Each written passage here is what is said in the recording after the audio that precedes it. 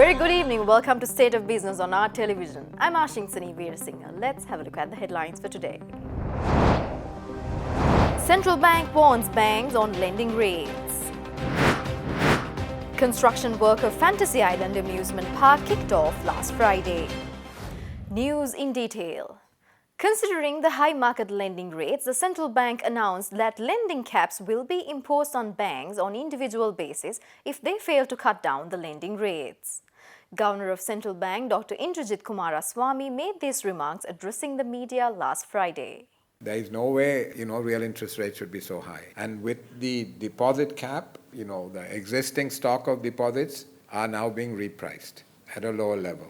So given all that, this transmission has to take place because otherwise to get the economy going again is going to be very difficult. So we are determined to do this. These lending rate caps are not a good thing. Any caps are not a good thing. But given this structural problem, we have to somehow address it. And if we have to impose lending caps, we will do that. We'll work out, we will talk to the banks and we work out the timelines. We'll work out by how much we expect interest rates to come down. And if they don't work within those parameters, if they don't meet those targets, then we are going to impose caps. Moreover, Governor Dr. Kumaraswamy explained how Sri Lanka should shape its macroeconomic policies as an upper middle income country by prioritizing to convince the bond investors. If you are an upper middle income country, you have to have frameworks for making macroeconomic policy which are clear and transparent. In the past, we have had plenty of leeway because we got lots of foreign aid and concessional money and grants and all this kind of stuff. So you could have a mixture of loose fiscal policy and then fiscal dominance and fiscal forbearance as far as monetary policy formulation was concerned and still get away with it because, at the end of the year, your external financing requirement was filled by the World Bank organizing a donor coordination meeting and getting you the money. Well, that story is over now. Now we have to go and convince bond investors to invest and give us the money that we need. And we need given our debt dynamics, we need probably going forward about the $3 billion per year.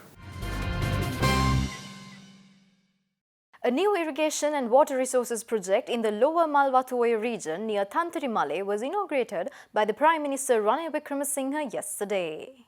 The lower Malwatuoya Tantirimale reservoir, which has been estimated on a cost of 12 billion rupees, will have water capacity of 170,000 acre-feet and will be completed in 2022. Addressing the event, Prime Minister Ranil Wickremesinghe said the construction of the reservoir would be implemented as a completely eco-friendly project and in a manner not to cause any harm in the Wilpattu wildlife zone. He also promised that the villages that would be submerged during the construction of the lower Malwatuoya reservoir would be rebuilt in Tantirimale. The Premier further said that Sri Lankans should follow an export economy without being confined to traditional and outdated development strategies. Along with the Malwatuoya project, Tantirimale town would also be developed as a tourist zone and in addition a freshwater fishing village and several factories to provide employment were also promised in Tantirimale. The foundation stone to construct the Fantasy Island, the amusement park, which is to become Colombo's premier family entertainment centre, was laid by Minister of Megapolis and Western Development Patley Champika Ranawaka last Friday. Accordingly, the park to be located at Water's Edge in Batramulle is a board of investment project with Fantasy Island Private Limited, and the company will invest $4 million in the entertainment park to be open in 12 months. The amusement park will also feature a 40-meter giant Ferris wheel, an indoor snow experience and a big water play area including water slides. The project operative under the theme A Country Worth Living In is being implemented with the aim of granting the local citizens entertainment opportunities at the international level. Addressing the event, Minister Ranawaka added that this park will render an opportunity to the local community who intends to go abroad for entertainment purposes to witness international recreational experience within the country while saving their money and time. Stay tuned for more news after this short break.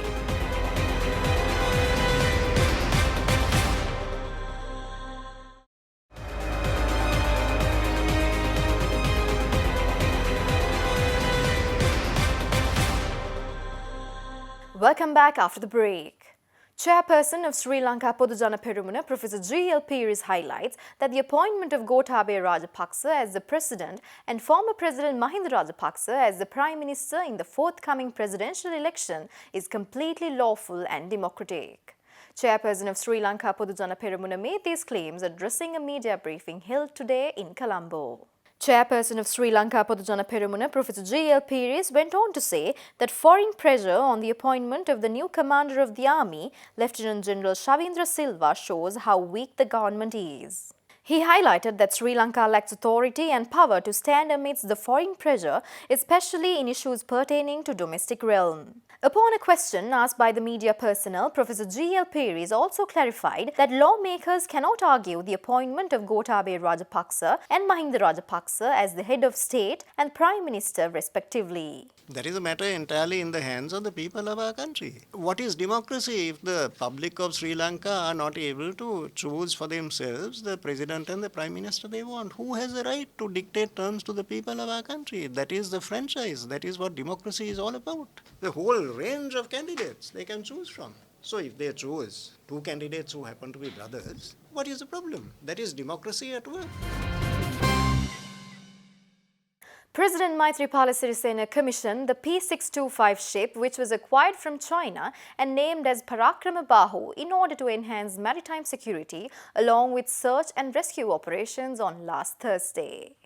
As per the Navy, the ship, which had been built in 1991, is 112 meters long and 12.4 meters wide and has a maximum speed of 25 knots with a displacement of 2,300 tons. Furthermore, the ship, which was named as Parakrama Bahu, has been equipped with weapons, communication equipment, facilities for naval aviation and other operating systems and would consist of 18 officers and 92 sailors as its crew. The new vessel will be attached to the Eastern Naval Command of Sri Lanka Navy based in Trincomalee and will be utilized as an offshore patrol vessel for patrol and surveillance missions in the deep seas around the island, providing the maritime security and assistance to search and rescue operations. The commanding officer of the ship, Captain Nalindra Jayasinghe, received the commissioning warrant from the President and he read out the commissioning warrant, pledging his bounden duty in safeguarding the interests of the nation with full of respect and honor. The Sri Lankan government will sign an agreement with Norwegian energy firm Equinor to survey the offshore blocks JS5 and JS6 in the Lanka Basin for oil and gas deposits tomorrow. An official from the Petroleum Resource Development Secretariat said that Sri Lanka discovered gas deposits in the Mana Basin off the country's northwestern coast, which has the potential to provide for Sri Lanka's energy needs for the next 60 years. Petroleum Resource Development Secretariat Director General, speaking to our television, said that Sri Lanka is currently in a study agreement with Total and Total will sign as the project leader and a deed certificate will be issued to Equinor, which is a consortium led by Total. The PRD's Director General said that these two companies have the best technology when dealing with ultra-deep water and Sri Lanka necessarily need the assistance of such firms as the two blocks off Sri Lanka's east and northeast are in deep water, making oil discovery costly. Director General further said that the Total will invest and will shoot 3D seismic data and drill some wells as they have enough budgets for the project. He also added that JS5 and JS6 blocks are large when compared to other blocks and the agreement with a company like Equinor, which comes under the Total, will create the confidence. He also explained that, however, it will not be a tripartite agreement. A delegation from Sri Lanka-Singapore Business Council of the Ceylon Chamber of Commerce visited Singapore from 21st to 23rd August 2019 as a result of a coordinated effort by the High Commission of Sri Lanka in Singapore and the Sri Lanka-Singapore Business Council in association with the Singapore Business Federation and Enterprise Singapore.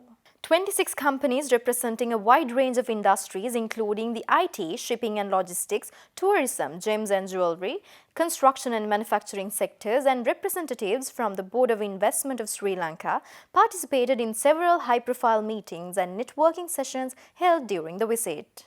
The delegation interacted with the Singapore Chinese Chamber of Commerce, the Singapore Indian Chamber of Commerce and Industry, the Law Society of Singapore, and also undertook a networking visit to the Small and Medium Enterprises SMEC Expo.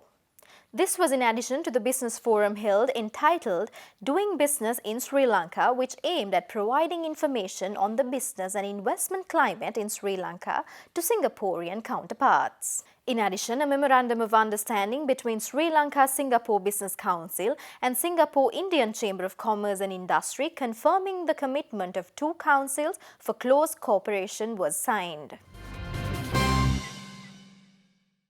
Stay tuned for stock updates after this short break.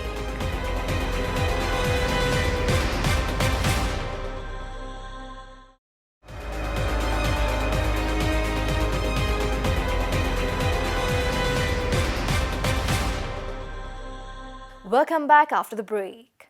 Trading at Colombo Stock Exchange ended on a negative note today. The all share price index dropped 16.75 points to close at 5,881.72 and the S&P SL 20 dropped 11.08 points to close at 2,891.72. The turnover was 281 million rupees and over 16 million shares were traded. Up next are forex rates.